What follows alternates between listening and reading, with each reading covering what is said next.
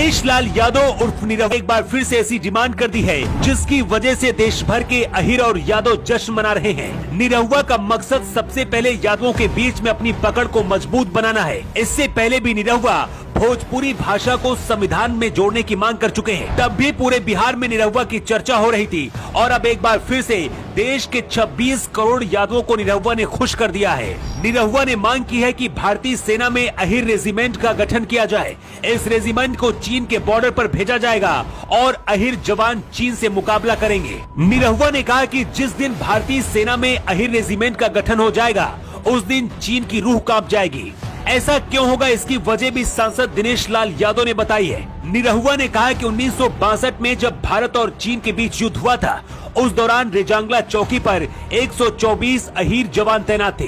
अचानक से हजारों चीनी सैनिकों ने हमला कर दिया था, लेकिन इन 124 अहिर जवानों ने भागने की बजाय चीनी सैनिकों से लड़ना सही समझा था। इन्हीं अहिर जवानों ने 100-200 नहीं बल्कि 3000 चीनी सैनिकों को मार गिराया था। 124 अहिरों के शौर्य को देखकर तब चीन भी हैरान हो गया था और चीन ने कहा था कि भारत के अहिर बहुत वीर हैं, इन्हें हराना मुश्किल है।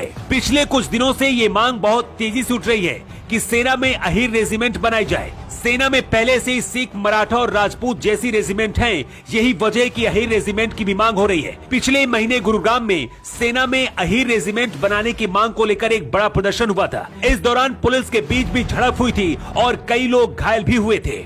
निरहुआ जब से आजमगढ़ के सांसद बने हैं उसके बाद से ही एक्शन मोड पर नजर आ रहे हैं। निरहुआ जिस आजमगढ़ से सांसद बने हैं वो कभी अखिलेश और मुलायम सिंह यादव का गढ़ हुआ करता था।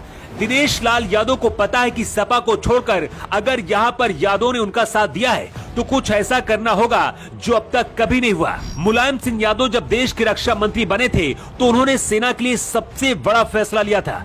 पहले शहीद जवानों के पार्थिव शरीर को उनके घर नहीं भेजा जाता था बल्कि अंतिम संस्कार सेना ही कर देती थी। लेकिन जब मुलायम सिंह यादव रक्षा मंत्री बने तो हर शहीद के शरीर को उनके घर भेजने का फैसला किया। तब से अब तक शहीद को अंतिम विदाई उनके घर पर ही दी जाती है। ऐसा सिर्फ मुलायम सिंह यादव की वजह से हुआ था। अहिर रेजिमेंट बनाने की मांग बहुत पहले से की जा रही है। ऐसे में अगर ये रेजिमेंट बन जाती है तो निरहुआ को इसका क्रेडिट जाएगा और इसके बाद निरहुआ का कद और भी राजनीति में बहुत तेजी से बढ़ेगा। निरहुआ ने कहा कि भारत में 26 करोड़ आबादी अहिर समाज की है और सेना में भी हमारा अच्छा योगदान है। निरहुआ ने लोकसभा में मांग करते हुए कहा है कि अगर अहिर रेजिमेंट बन जाती है तो भारत के अहिर चीन को दौड़ा दौड़ा कर मारेंगे। वजह कुछ भी हो, लेकिन क्या आपको भी लगता है कि इस तरह से जाति धर्म के नाम पर सेना की रेजिमेंट बननी चाहिए?